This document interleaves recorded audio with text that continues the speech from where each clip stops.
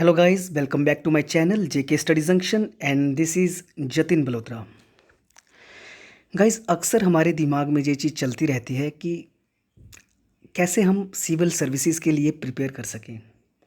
How can I start preparing for KAS IAS examinations at home. So guys हम इस चक्कर में अलग अलग कंपोनेंट्स स्टार्ट कर देते हैं और जो हमारी अप्रोच रहनी चाहिए वो अप्रोच हमारी रहती नहीं है। सो गाइस हम इस वीडियो में डिस्कस करेंगे कि कैसी हमारी अप्रोच रहनी चाहिए कि हम पहली अटैम्प्ट में ही KS एग्ज़ामिनेशन हो चाहे वो IAS एग्ज़ामिनेशन हो उसको क्रैक कर सकें। सो गाइस सबसे पहले हम देखेंगे कि प्रीलिम्स में कौन कौन से एग्ज़ाम्स हैं, कौन कौन से कंपोनेंट्स हैं, फिर हम मेंस में जाएंगे और आज पूरा डिस्कस करेंगे कि हम किस तरह से पहले ही अटैम्प्ट में इसको क्लियर कर सकें। सो गाइस आपको पता है कि प्रीलिम्स में दो पेपर्स होते हैं हमारे, जनरल स्टडीज़ और सेकंड होता है CSAT का। दोनों 200 मार्क्स के होते हैं। गाइस जैसे जहाँ लिखा हुआ है जनरल स्टडीज़ कि हमें किसी सब्जेक्ट में स्पेशलिस्ट नहीं बनना। बच्चे क्या करते हैं कि एक ही टॉपिक के पीछे पड़ जाएंगे अगर वो उसको ज़्यादा आता हो। जहाँ पे वर्ड यूज़ किया है जनरल स्टडी, हमें जनरल नॉलेज होनी चाहिए हर एक सब्जेक्ट की, हमें किसी में स्पेशलिस्ट नहीं होना है। और दूसरा गाइज जो हमारा CSAT रहता है वो आपको क्वालिफाई करना है, बस आपको 33% मार्क्स लाने हैं। और अगर आपका CSAT पास नहीं है और जनरल स्टडीज़ में आपने चाहे जितने मर्जी मार्क्स लाए हो उसका कोई फ़ायदा नहीं है।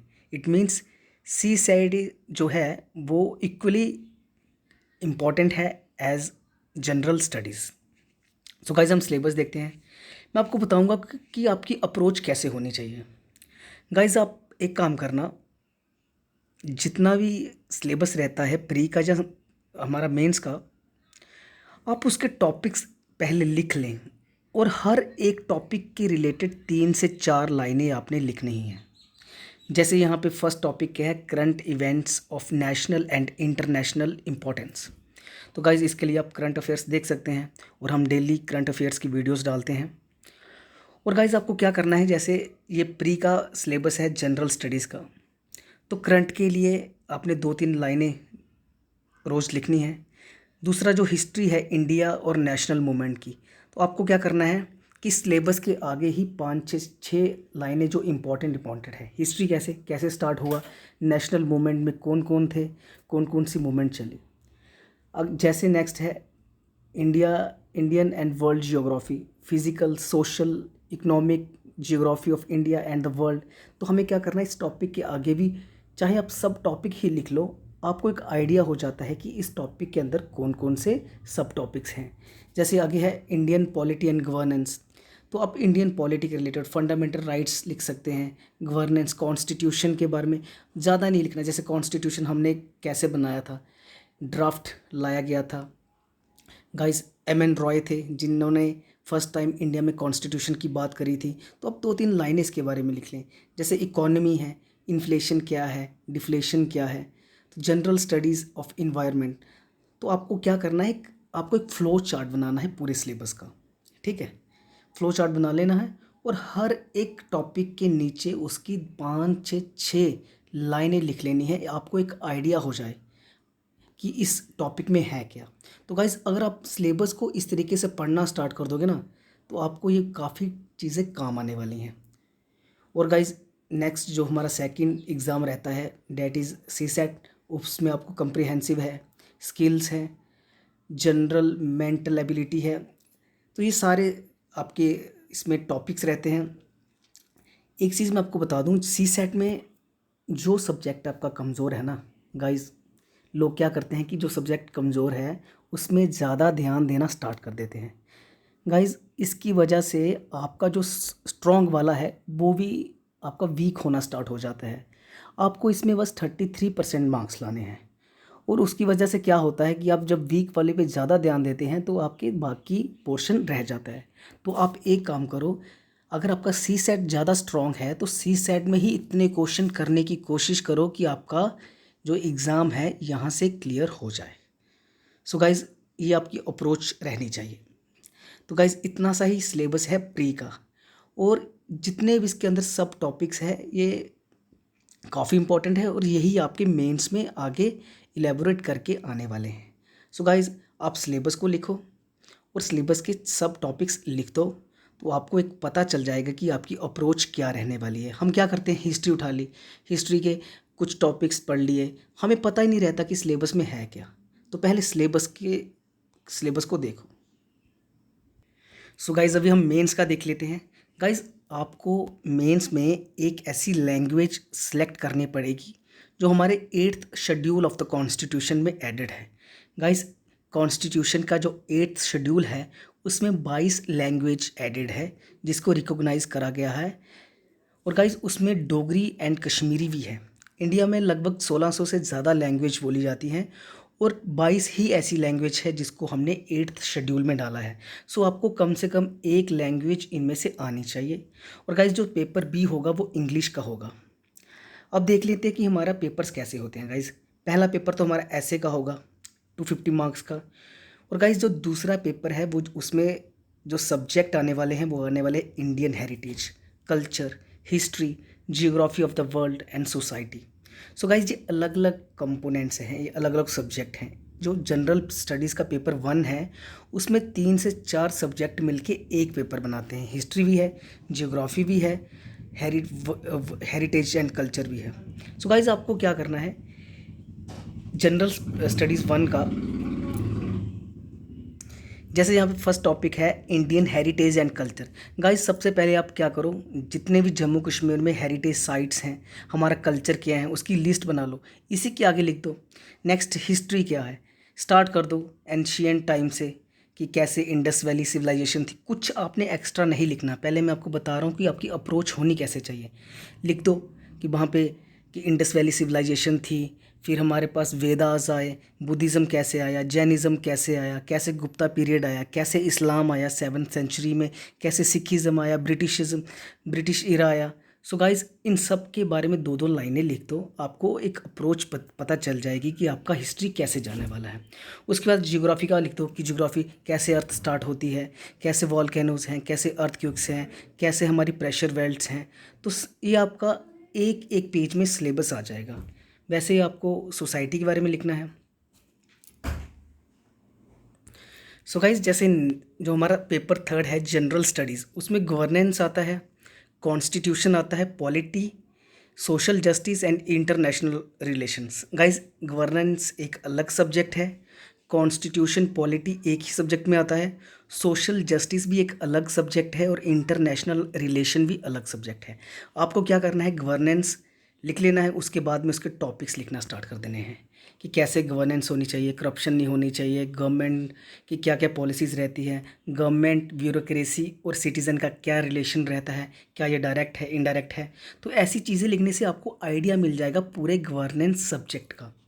जैसे कॉन्स्टिट्यूशन है, आपने लिख लेना है कॉन्स्टिट्यूशन कैसे आया था, कैसे कांग्रेस ने 1935 में इसकी ऑफिशियली डिमांड कर दी थी, फिर फंडामेंटल राइट्स क्या हैं, डायरेक्टिव प्रिंसिपल्स क्या हैं, कैसे सिटीजनशिप मिली जाती है, प्रेसिडेंट्स के रिलेटेड आर्टिकल्स क्या हैं, कैसे फाइनेंस कमीशन बनी, यूपीएससी बनी। तो गाइस, जो छोटी छोटी बातें आपने लिख देनी है जिसकी वजह से आपको आइडिया मिल जाएगा। जैसे सोशल जस्टिस, कि सोशल जस्टिस के अंदर बड़े सारे टॉपिक्स आ जाते हैं जैसे आपने बड़ी सारी, जैसे सती सिस्टम हो गया, अलग अलग चीज़ें। जैसे इंटरनेशनल रिलेशन में, जैसे अभी चाइना के साथ क्या क्या हमारे कॉन्फ्लिक्ट चल रहे हैं, क्या इकॉनमी के रिलेटेड है, क्या हमारे बॉर्डर इश्यूज़ हैं, क्या हमारे ट्रेड रिलेटेड इश्यूज़ हैं, हमारे नेबरिंग कंट्रीज़ के साथ हमारे क्या रिलेशंस हैं। तो गाइज़, ये सब लिख लेना है। जो नेक्स्ट हमारा पेपर 4th रहता है उसमें हमारा आता है technology, economic development, biodiversity, environment, security and disaster management. So guys, इसके अंदर आपका साइंस एंड टेक आएगा कि हमारे इंडिया में जैसे और वर्ल्ड में कौन कौन सी नई टेक्नोलॉजीज़ आ रही है। जैसे कोविड-19 अभी चल रहा है, तो कौन कौन सी ऑर्गेनाइजेशन अभी क्या पिक्चर में है। जैसे हमारा Indian council of medical research काफ़ी न्यूज़ में चलता है, वो कैसे बनी थी, कैसे सोसाइटी रजिस्ट्रेशन एक्ट 1816 के अंडर वो बनी थी, कौन कौन से नए रिसर्चेज हो रही हैं, वर्ल्ड में भी WHO क्या है। सो गाइज, ये सब पढ़ना है इसके अंदर। जैसे बायोडाइवर्सिटी, कैसे हमें वर्ल्ड को बचाना है, कैसे बायोडाइवर्सिटी को बचाना है, हमारे इंडिया में कौन कौन से लॉज हैं, अथॉरिटीज़ हैं, जैसे बायोडाइवर्सिटी प्रोटेक्शन के लिए हमारी अथॉरिटीज़ हैं, इन्वायरमेंट के लिए भी कि ये कहाँ से कंसेप्ट स्टार्ट हुआ। इसमें टाइगर्स का प्रोजेक्ट आता है, प्रोजेक्ट टाइगर, एलिफेंट्स के रिलेटेड, हमारे जो नेशनल पार्क्स रहते हैं, सेंचुरीज रहती हैं। सो गाइज ये आपने मोटा मोटा सब इसके बारे में लिख लेना है। जैसे इंटरनल सिक्योरिटी कि हमें कौन कौन से चैलेंजेस हैं, जैसे पाकिस्तान से हमें क्या चैलेंजेस हैं, अभी ड्रग्स काफ़ी ज़्यादा पंजाब में आ रहा है, ये भी एक इंटरनल सिक्योरिटी का मामला है। और जो हमारी बॉर्डर से काफ़ी ज़्यादा क्रॉसिंग होती है, इन्फिल्ट्रेशन होती है टेररिज्म की, वो है। चाइना के साथ हमारा क्या है, स्मगलिंग होती है चीज़ों की, ट्रेड डेफिसिट है हमारा। तो गाइज़ आपने हर एक कंपोनेंट के टॉपिक्स लिखने हैं। जैसे नेक्स्ट हमारा जो सब्जेक्ट है वो डिज़ास्टर मैनेजमेंट, जैसे अभी कोविड-19 भी ये बायोलॉजिकल डिज़ास्टर है। तो गाइज़ बायोलॉजिकल जो डिज़ास्टर मैनेजमेंट एक्ट है 2005, उसके बारे में पढ़ना है कि उसमें कौन कौन से प्रोविज़न्स हैं। सो गाइज़ इस तरह से आपकी अप्रोच होनी चाहिए कि पहले आपको सिलेबस की समझ हो कि सिलेबस में है क्या। गाइस जो पेपर 5th रहता है उसमें ethics, integrity and aptitude. Ethics means कि आपको किस तरह से बिहेव करना है, अगर आप कल को आईएएस केएस बन जाते हो, कि आपने करप्शन करनी कि नहीं करनी, आपकी क्या ड्यूटी होनी चाहिए पब्लिक के लिए, आप किस तरीके से अपने आप को अकाउंटेबल रख सकते हो, ट्रांसपेरेंसी कैसे ला सकते हो। सो गाइस ये आपको एक तरीके से मॉरल वैल्यूज़ सिखाता है, तो इसके बारे में आपको पता होना चाहिए।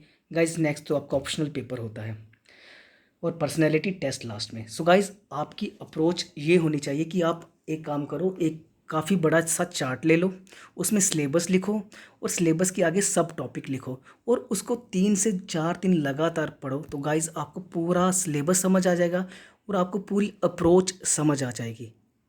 और अगर आपको थोड़ा सा भी उस टॉपिक के बारे में पता होगा गाइज, तो आप उसके बारे में कुछ ना कुछ लिख सकोगे। तो आपको क्या करना है, पहले ऐसी अप्रोच होनी चाहिए, उसके बाद गाइज आपको इसको इलेबोरेट करना है सिलेबस को, और इस तरह से आप इस सिलेबस को कंप्लीट कर सकते हैं। और सेकंड थिंग गाइज आपकी अप्रोच होनी चाहिए कि आपको डेली करंट अफेयर्स देखना है। ये नहीं देखना कि कौन नया मिनिस्टर बना है, कौन क्या है, बिकॉज आपकी जो अप्रोच होनी चाहिए वो आपकी सब्जेक्ट्स के रिलेटेड होनी चाहिए। जैसे आजकल हम क्या देखते हैं न्यूज़ में, हम बोलते हैं यार इकॉनमी डूब रही है। आजकल एक गरीब से गरीब बंदा, एक अनपढ़ से अनपढ़ बंदा भी जीडीपी की बात कर रहे हैं। तो जो इकॉनमी की रिलेटेड न्यूज़ है वो हमारे इकॉनमी वाले सब्जेक्ट में आ जाएंगी, जो हमारी जियोग्राफी के रिलेटेड है वो हमारी जियोग्राफी के रिलेटेड आ जाएगी। आजकल काफ़ी सारी कन्वेंशंस होती हैं, काफ़ी सारी मीटिंग्स होती हैं इन्वायरमेंट के रिलेटेड, तो ऐसे क्वेश्चन सारे हमारे इन्वायरमेंट के सब्जेक्ट में आ जाएंगे। सो गाइज आपको क्या करना है, करंट अफेयर्स को देखना है और अपने सब्जेक्ट्स के साथ रिलेट करना है, बिकॉज आज के टाइम पे जो पेपर आते हैं वो आपके करंट के रिलेटेड आते हैं। करंट का मतलब ये नहीं कि आपको न्यूज़ देखनी है बस क्या हो रहा है, आपको उसको अपने सब्जेक्ट के साथ चेक करना है और उस तरीके से आपकी अप्रोच होनी चाहिए। तो गाइज़ अगर आप ऐसी अप्रोच लेके चलोगे तो डेफिनेटली आप पहली ही अटैम्प्ट में केएएस आईएएस निकाल सकोगे। सो गाइज़ ये थी आज की टोटल वीडियो, आई थिंक कि आपको अच्छी लगी होगी। So thank you very much for watching this video.